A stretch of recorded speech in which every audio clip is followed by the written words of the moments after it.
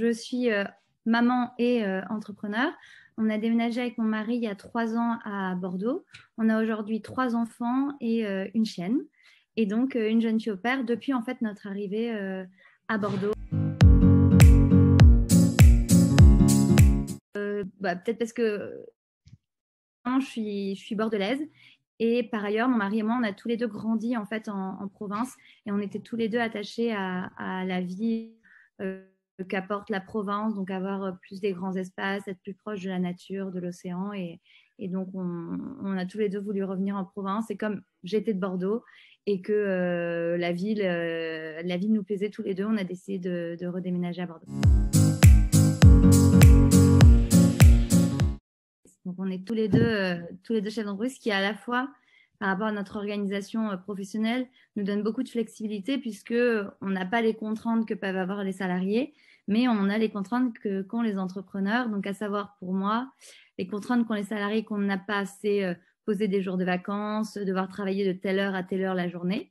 Donc, nous, le fait est qu'on n'a pas ça. Donc, si à un moment donné, on a un enfant malade ou quoi que ce soit, in fine, on a des rendez-vous quand même obligatoires, mais on a peut-être un tout petit peu plus de latitude, et ce qui nous permet d'être un tout petit peu plus flexible. Par contre, c'est vrai qu'on doit parfois retravailler le soir ou le week-end quand des salariés n'ont pas forcément à le faire. J'ai des salariés auparavant et mon mari aussi, donc on Vous connaît les deux connaissez les statuts. doubles, Les deux les statuts. doubles avantages et inconvénients des deux postes. Voilà. Donc, notre orga, donc on est assez flexible. Notre but vraiment, c'est nous de passer quand même pas mal de temps avec les enfants. Donc, on n'est pas là pour que notre jeune fille au père, en fait, supplée à notre rôle de parent, mais plus qu'elle nous permette de l'alléger à certains moments. Donc, par exemple, bon, là, il y a eu la période du coronavirus a induit une organisation assez différente. Mais si je reprends l'organisation qu'on avait avant et que j'espère qu'on retrouvera après, c'était finalement notre jeune fille au père nous aider le soir avec les sorties d'école et le tunnel bain, dîner, dodo. Donc, soit parfois je le faisais seule et je lui demandais un peu d'aide, soit mon mari et moi on le faisait, on avait son aide, soit on le faisait tous les deux, on lui disait t'inquiète, ne nous aide pas, etc. Donc c'était vraiment hyper variable. Et ensuite, on allait à Paris tous les deux, 2 jours par semaine, le mardi et mercredi, pour voir nos équipes, pour être plus proche de nos clients. Et donc, on partait tôt dans ce cas-là le mardi matin et on rentrait tard le mercredi soir.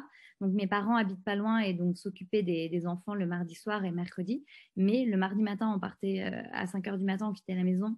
Donc, notre jeune fille au père levait les enfants, les amenait à l'école. Et le mercredi soir, quand mes parents ramenaient nos enfants à notre jeune fille au père, vers 6-7 heures, elle les couchait en quelque sorte et attendait notre retour le soir. Donc pour nous, c'était vraiment très sécurisant d'avoir finalement quelqu'un qui dormait chez nous et qui faisait partie de la famille, versus si on avait dû faire appel à quelqu'un en extérieur, qu'on devait attendre à 4h30 du matin. Enfin, c'était totalement inconcevable pour nous d'avoir cette organisation sans finalement quelqu'un qui fasse partie de la famille et qui soit à demeure. Énormément de sérénité, je dirais, puisque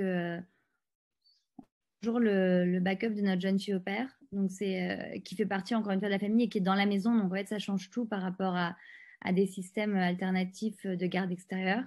Et ce côté un peu moins de charge mentale, en fait, ça disparaît et moins de logistique. Avant, parfois quand on avait des babysitting ou on avait besoin d'aide, on jonglait avec les textos, avec 10 babysitters. Enfin, là, il n'y a plus du tout en fait ce côté logistique, cette prise de tête. Voilà, donc c'est beaucoup de sérénité et moins de logistique. Nous, notre premier vraiment critère, c'est la proactivité. Le fait d'avoir quelqu'un de débrouillard et qu'on sente que voilà, elle va pas attendre qu'on lui dise quoi faire, mais elle va direct se lancer. Donc ça, c'est assez dur à avoir en entretien, mais on a eu de la chance, on avait des personnes assez proactives et c'est vraiment quelque chose qu'on regarde. Ensuite, et ça c'est assez difficile à évaluer aussi en entretien, c'est on a tendance à faire énormément confiance à notre jeune fille au père, c'est-à-dire que au-delà du fait qu'on a confiance en elle parce qu'elle s'occupe quand même de la prunelle de nos yeux, on lui laisse aussi la maison quand on n'est pas là le week-end, elle peut inviter des copains, enfin on est assez libre en fait, et voilà, c'est en quelque sorte, et donc on lui laisse beaucoup de liberté. Mais ce côté, voilà, est-ce que c'est une personne qui va être digne de confiance et qui ne va pas trahir notre confiance? On la donne tous les deux très facilement, mais on l'enlève aussi très très facilement. Donc, il ne faut pas nous décevoir. Sophia, pour vous dire, elle habite maintenant à Bordeaux, elle est à Kedge et on a encore dîné avec elle il y a 2 semaines. Donc, c'est vraiment quelqu'un dont on est resté très proche. Elle m'a encore dit qu'elle nous considérait comme sa famille française. Donc, on a vraiment lié en 2 ans en fait des liens très forts. On avait invité ses parents à venir plusieurs fois. Donc, je sais, enfin, c'est vraiment, pour moi, je la considère vraiment comme quelqu'un aujourd'hui de très proche de notre famille. Et les enfants, ils sont toujours très attachés. Et elle était voilà, très appréciée par tout le monde. Donc Sophie, très différente de Sophia, mais tout aussi adorée par les enfants. Elle vient d'un background très différent de Sophia. C'était très international. Elle avait voyagé déjà beaucoup en Europe. Donc c'est pas la même chose. Elle parle pas des mêmes choses. Elle transmet pas les mêmes choses aux enfants. Mais bon, il l'adore. Ça va être difficile aussi quand elle va partir. Elle part faire ses études à Maastricht en Hollande. Donc c'est pas si loin, mais bon, c'est pas aussi C'est pas proche que. Bordeaux. Elle ne sera pas à Bordeaux pour venir Voilà, elle sera dîner pas à facilement Bordeaux. chez vous. Donc on va voir comment ça se passera. Non, elle est hyper intelligente. On a des super discussions. Elle s'occupe très très bien de Charlotte, notre bébé qui a eu 9 mois hier, et donc elle a super bien, quoi. C'est devenu la deuxième maman de ma petite Charlotte. Elle a une attention à elle, c'est assez fou. Voilà, donc moi je les adore toutes les deux et je suis contente qu'on les ait eues et qu'elles fassent partie de notre famille.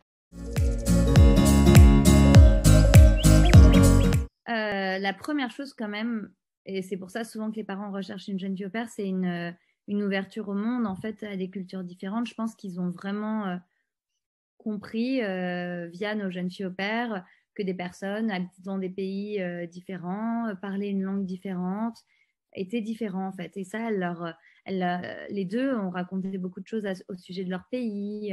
Et donc, je pense que même les livres qu'on achète, parce que nos jeunes filles au père, elles les lisaient quand elles étaient petites, ou des choses comme ça. Enfin, je pense que ça apporte beaucoup sur ça. Évidemment, l'anglais, les deux parlent l'anglais à nos enfants, donc ce qui fait qu'ils comprennent beaucoup mieux qu'avant, c'est vraiment un plus. Et sinon, ça apporte en fait une grande sœur dans la maison, quoi, quelqu'un qui n'est pas parent, mais qui est un peu plus grand, auquel il faut obéir, mais qui a un statut un petit peu différent.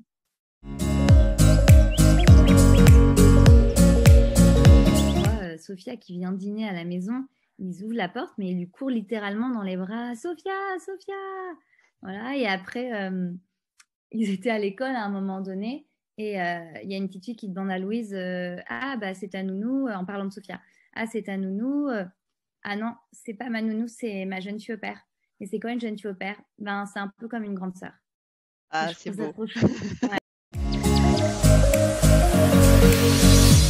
D'aider le jeune à découvrir lui-même la vie en France.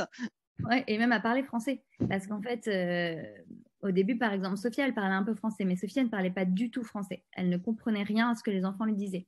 Et donc, on a dû lui expliquer aux enfants, bon, bah, Sophia, elle ne vous comprend pas. Donc, vraiment, il faut que vous fassiez des gestes, des signes, que vous essayiez vraiment de l'aider à comprendre. Et après, que vous la corrigiez quand elle parlera français, que vous essayez. Voilà. Et donc, au début, donc, il faisait des signes, des gestes pour essayer que Sophie comprenne ce qui était en train de se passer. Et après, vraiment, aujourd'hui, Louise, elle corrige vraiment Sophie, elle l'aide en français de la même manière que Sophie l'aide en anglais. Voilà, vraiment, c'est une relation réciproque. Donc, elle la corrige. Elle dit, ah non, Sophie, on ne dit pas comme ça, on dit comme ça. Voilà. Alors, est-ce que vous pouvez nous rappeler l'âge de Louise? Elle a 5 ans. Voilà, donc à 5 ans, on est aussi le propre enseignant de sa future jeune fille au père. Je ne sais pas si je peux donner des conseils. En tout cas, nous, moi, c'est vraiment, je ne sais pas si ça répond exactement à la question, mais c'est cette relation de confiance qu'on a avec notre jeune fille au père et qui rend les choses très faciles, en fait. Quand la personne, on l'intègre, que par défaut, on a confiance en elle, je trouve que ça rend, avec beaucoup de bienveillance, en fait, des deux côtés, ça crée des bonnes relations humaines et de grande qualité, je trouve. Mais bon, c'est un peu personnel. Et vous avez parlé de quelque chose, je pense que c'est important, c'est une vraie question d'intégration. C'est-à-dire que c'est quelqu'un qui vient de l'étranger, qui ne connaît pas forcément nos habitudes, nos enfants. Et donc, il y a aussi cette importance-là en tant que famille d'accueil, et pas, on insiste bien, en tant qu'employeur, mais bien en tant que famille d'accueil. Voilà, de lui faire partager, de répéter les choses aussi, je pense, de façon régulière, pour que petit à petit, elle s'intègre complètement dans votre routine. Ouais, et c'est vraiment pas une employée. Et je pense que enfin, ouais, ça serait une erreur pour moi de considérer ces jeunes filles ou ces jeunes garçons comme des employés. C'est vraiment pas ça.